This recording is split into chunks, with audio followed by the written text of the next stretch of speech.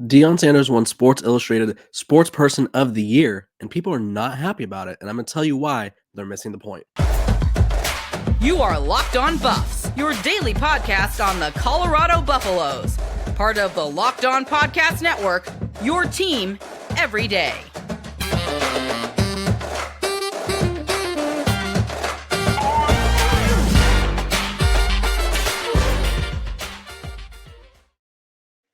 Welcome to Locked On Buffs. I am your host, Kevin Board. Today's episode of Locked On Buffs is brought to you by the Locked On Podcast Network. It's your team every day for free and available wherever you get your podcast.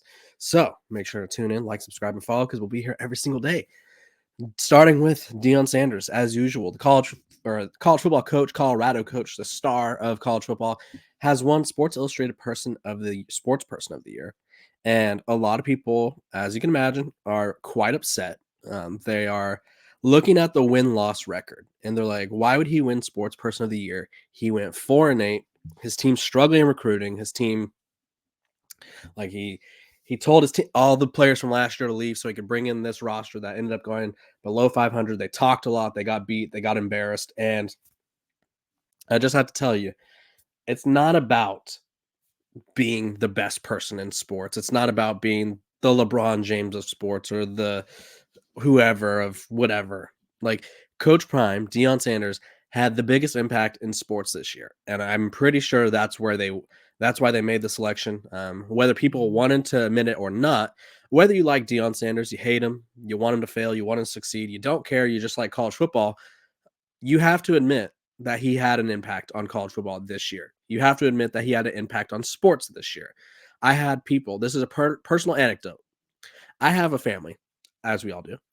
My family does not give a rat's you-know-what about football. Not a single person in my family cares about anything sports. When I go to family events, they're like, you're a journalist. And I'm like, yeah. And they're like, and all you do is talk about football. And I'm like, yeah.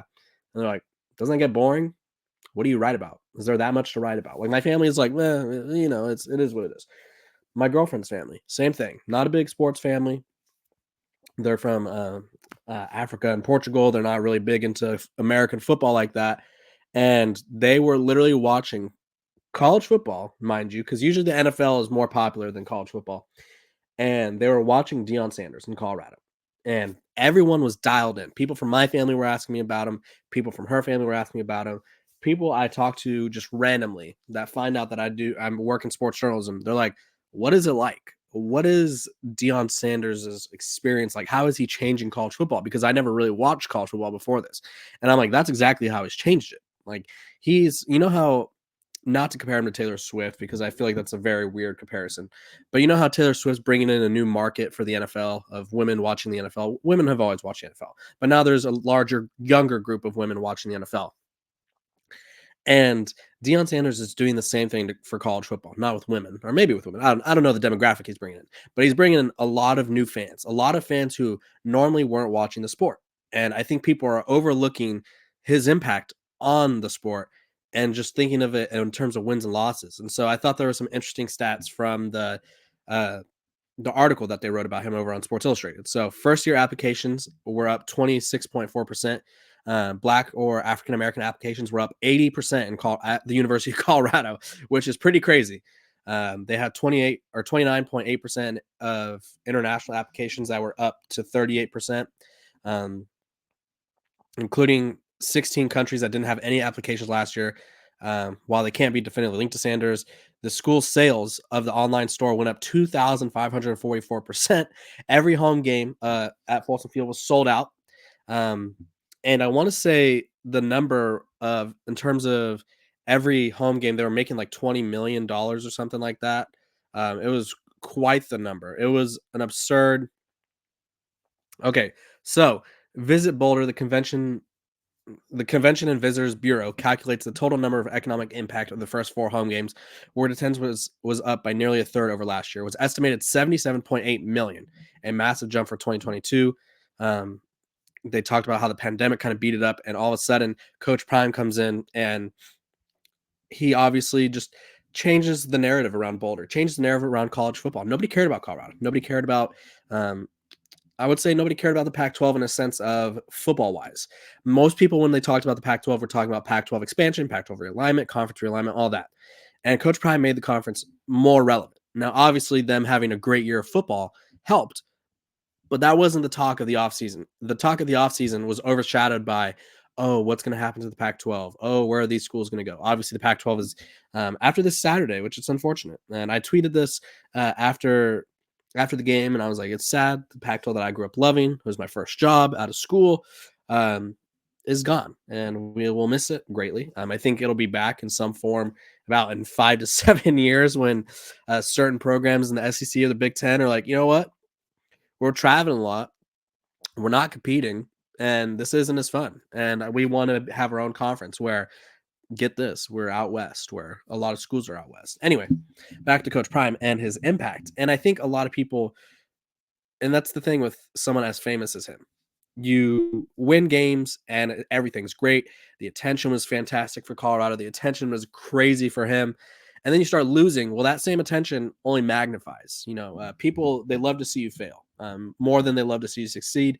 No one likes to see someone that they dislike succeed. That's kind of like a thing we have going on in society where if we dislike people, watching them fail is more sweet than watching someone we enjoy succeed. And so I think a lot of people have been outraged by this selection because it's like, why would you not go with so-and-so over here? Why would you not go with so-and-so over here? I don't know who else was nominated. I don't know who else was considered. Let's see, Sportsperson of the Year nominees. Other names include like Messi, and this is from the Loris World Sportsman of the Year. So this is more international. So obviously Coach Prime is not on this list, but this is just notable people who I guess could have won it, like or could have been considered, like Scotty Scheffler, Carlos Alcaraz, Tiger Woods, names like that. And so obviously I don't know Sports Illustrated's final list, but realistically, I think no one in sports had a bigger impact on their sport than Deion Sanders did this year. It took until this past weekend, the big game between Ohio State and Michigan, which was number 2 versus number 3 in the country, for a game to get more views than Colorado State. Think about that.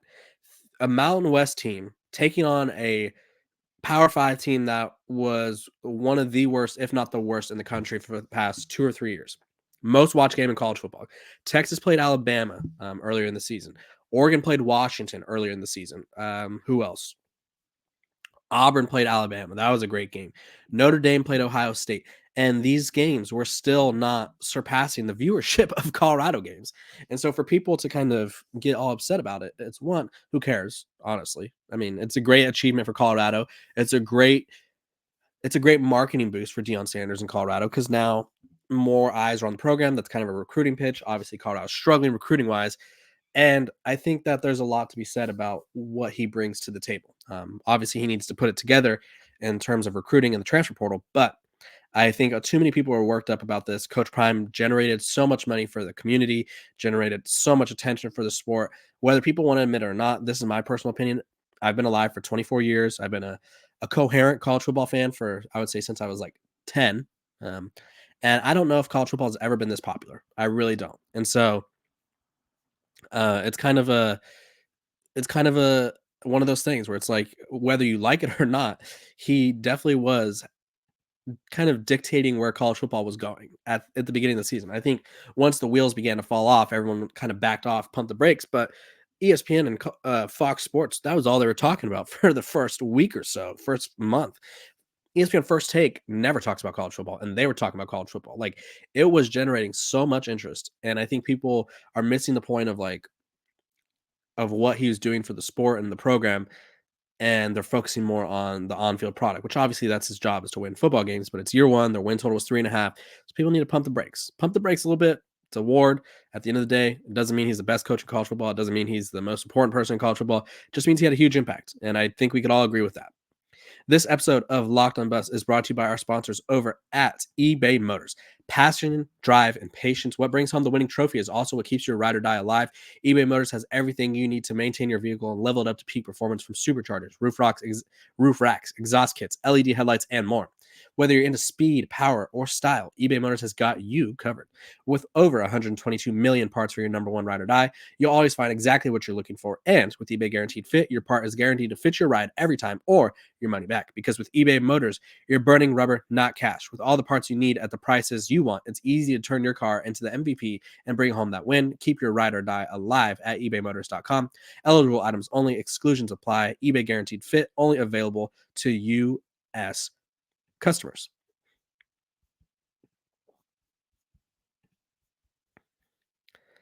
Okay, we are back and we're talking about the transfer portal because I keep seeing this comment and I keep seeing it and I'm seeing it. It's like, oh no, not this again. Not this again. Okay.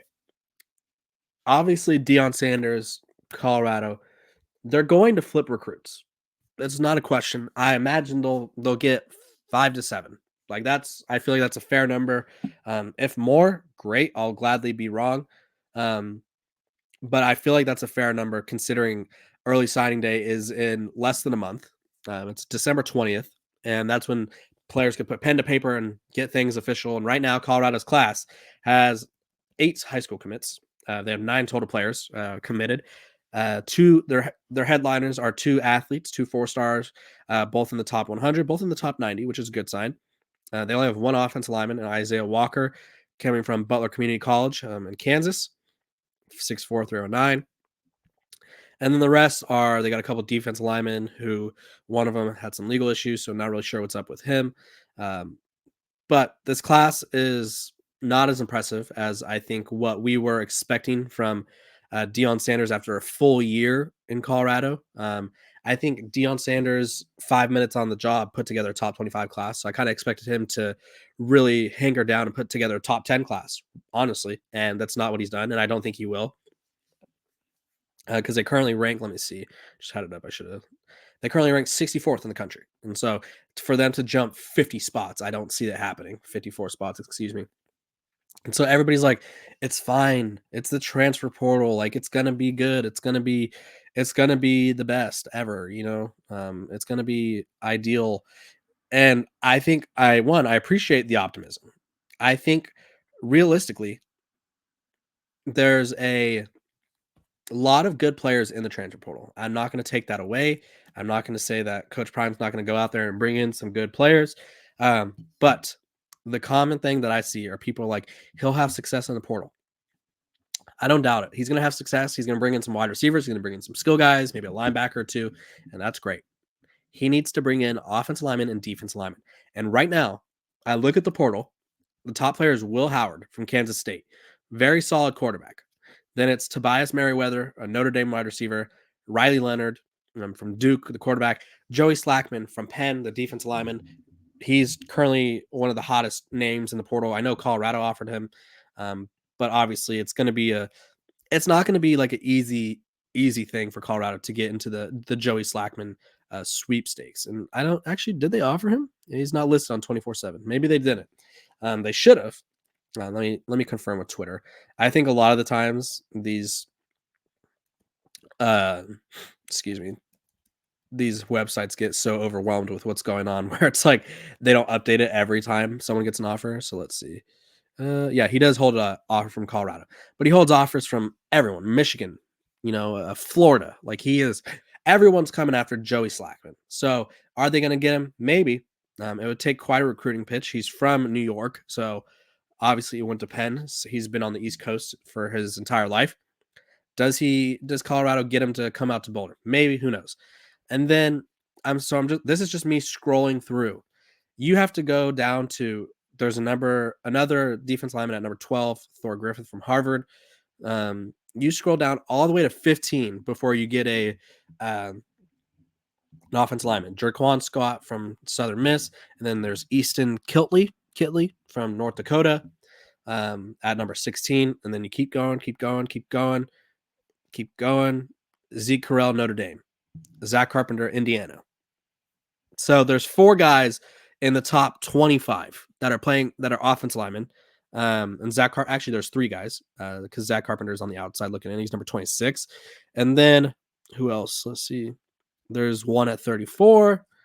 I'm just trying to get like a whole grasp. One at 28. Okay. the 28, 34. Top, yep, that's it. There's one at 43.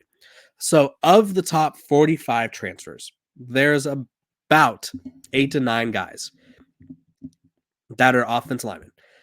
Now, I did a whole portal breakdown of all the offensive linemen last year. The top 10 offensive linemen, there was about 2 or 3 that were good. So if Colorado has any chance of bolstering this offensive line, they not only need to land 4 of these guys, but they need 2 or 3 of them to hit. Because right now, the way I see their offensive line, they got Van Wells, who's been a solid center, and Tyler Brown's incoming. Jackson State guy, not sure how he's going to translate to the Power 5 level, but they had a lot of high hopes for him. He was probably going to start, and he's probably going to be their best offensive lineman, to be honest. So they have 2 offensive linemen. They need 3 more. So they need to not only land some of these guys, but they need to hit on them, and that's going to be an issue. And so for everyone saying Coach Prime is really good at attracting talent, and they're like, why are you panicking about him losing talent? For one, him losing – Danny O'Neal is the only player that made sense to lose. That was Sean Lewis's guy. That was the first quarterback they offered at Colorado.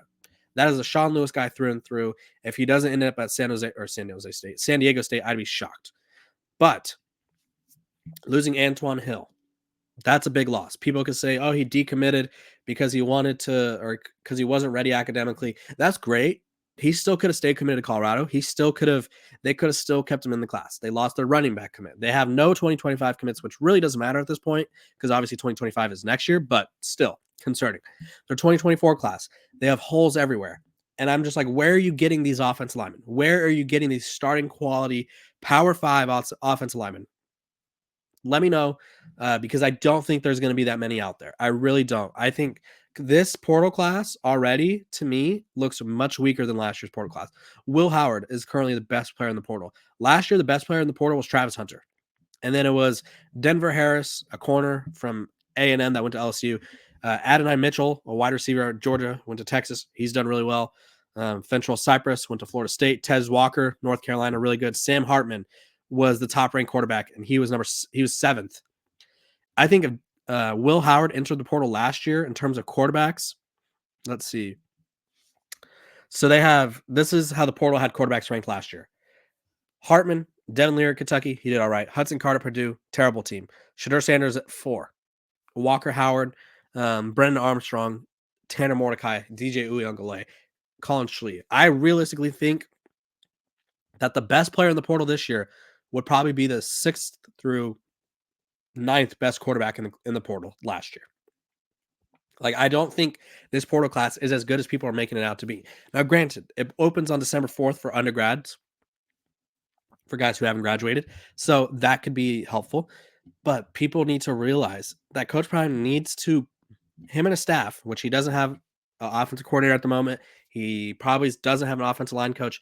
They need to prioritize recruiting and developing. And until they do that, this team is going to struggle. And I don't think there's a quick fix in the portal for the offense line. I think he's going to get a lot of talent at wide receivers, at defensive back, at linebacker. But that's not, outside of linebacker, that's not really their main priority. That's not where they're struggling. It is solely the trenches. And I don't know how many guys in the trenches they're going to be able to manage to bring in that are going to make the impact that they need. This episode of Locked On Buffs is also brought to you by our sponsors over at Prize Picks. Prize Picks is the most fun I've had, winning up to 25 times my money this football season, and now I can play during basketball season. You just select 2 or more players, pick more or less on their projected stats, and place your entry. With basketball season here, you can now pick combo projections across football and basketball from Specials League, a league created specifically for combo projections that includes 2 or more players from different sports or leagues. For example, you go with LeBron James plus Taylor Swift's boyfriend, Travis Kelce, at a 10.5 combo of 3-pointers made plus receptions. Or if you want to play along some of Prize Picks' favorite players like rapper Meek Mill and comedian Andrew Schultz, you can now find community plays under the promos tab of the app to view entries from some of the biggest names in the Prize Picks community each week. PrizePicks even offers a reboot policy so your entry stays in play even if one of your players gets injured for football and basketball games. If you have a player who exits the game in the first half and does not return in the second, the player is rebooted, and PrizePicks is the only daily fantasy sports platform with an injury insurance policy. So if you want to get in on the fun, go to prizepicks.com/lockedoncollege and use code LOCKEDONCollege for a first deposit match up to $100. Again, go to prizepicks.com/lockedoncollege and use code LOCKEDONCollege for a first deposit match up to $100. It's daily fantasy sports made easy. Okay, to conclude this episode, we're talking about Shedeur Sanders. He had an interesting tweet, and I think it's a good vibe, good, I guess, mentality. Because everybody's tweeting about Colorado, everybody's writing about Colorado losing all these guys. And like I said, it's concerning in the sense that you would think that Coach Prime would have a better player retention ability at this point. But at the same time, it's like, they're gonna do what they gotta do. And so Shedeur Sanders recently tweeted. Let me pull the tweet up. It's not a long tweet, but it's an interesting tweet. He said, and I quote, "We're not worried. We ain't worried about. They're not worried about loot. Let's just put it this way. They're not worried about all these decommitments. They're not worried about coaches leaving. They're not worried about players leaving. They're not worried about the transfer portal. Colorado is confident, and that's what I've always admired about Shedeur. I think he kind of brings a calming sense to it. I think he has I won't say he has a true leader vibe. I'll tell you that. But he has a true, I don't know how to say it. Like he has a field general / program general vibe where like, if he says, like he said, trust me, we ain't tripping on nobody. If he says they're not tripping, they don't care. I kind of believe him. Like, I think realistically, one, he doesn't care about who replaces him at quarterback because that's not his problem. Two, he knows that his dad's going to go get some players. He knows that his head coach is going to go get some players. He knows that they're going to hire whoever they need to hire to better this program, this staff. And I think that's a good mentality to have because when the sky is falling, I think it's kind of crazy in college football these days. Whenever there's so many, like Florida, for instance, they're losing a lot of commitments and recruits are tweeting, players are tweeting. So when your best player, your second best player is like, you know what, we're fine. Everyone's like, oh, okay, we're good. We're good. Shedeur says we're good. We're good. And so I admire, he doesn't really need to do this, but I admire his ability and his wherewithal to kind of be like, yeah, we kind of need this to kind of calm everybody down, take the attention off. Because at the end of the day, Colorado runs with Shedeur. They run through Shedeur. So if he does good, they do good. And he needs these offense linemen more than anybody. And so if he wants to do good, he knows that his dad needs to go get these guys. He knows that the staff needs to be good. He knows that they need to have a good scheme catered to his skill set. So Colorado football should be headed in the right direction. I do think that the transfer portal method is a little bit, they're relying on it too much. And so I hope that they are able to have the success in the recruiting world that they are kind of not having at the moment. But either way, I appreciate you guys for tuning in to Locked On Buffs and making us your first listen every day. We're free and available wherever you get your podcast. I hope you guys enjoyed this episode. Make sure to like, subscribe, and follow. We're nearing 4,000 subscribers, and I hope to see that number very soon, and I hope you guys have a great day. I will see you guys tomorrow.